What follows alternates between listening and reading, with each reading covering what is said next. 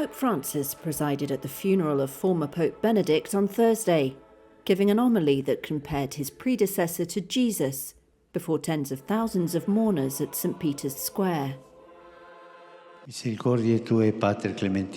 Gracious Father, we commend to your mercy Pope Emeritus Benedict, whom you made successor of Peter and shepherd of the Church, a fearless preacher of your word and a faithful minister of the divine mysteries. Benedict's death on Saturday ended an unusual decade of the former and present Pope living side by side in the Vatican. Benedict shocked the world by resigning nearly a decade ago, the first Pope to do so in 600 years instead of reigning for life. But he remained a hero to Catholic conservatives. As pallbearers carried the coffin away, cries of Santo Subito, or Saint Now, arose from the crowds.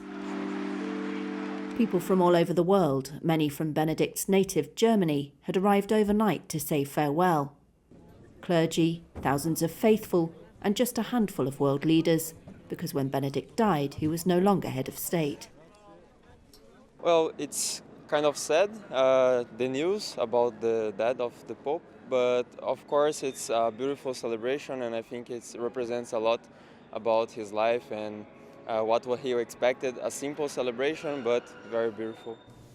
About 200,000 people filed past Benedict's body while he was lying in state until Wednesday evening. An account of Benedict's papacy and items including Vatican coins minted during his reign were tucked into the coffin. Written in Latin, the account says he fought with firmness against sexual abuse by clergy in the Church. But some critics, including victims, have accused him of seeking to protect the Church at all costs. Francis, who arrived in a wheelchair troubled by a bad knee, has made clear he wouldn't hesitate to step down one day if his health prevented him carrying out his duties. But Vatican officials doubted he could do this while Benedict was alive. Benedict will rest in the underground Vatican grottos at his own request.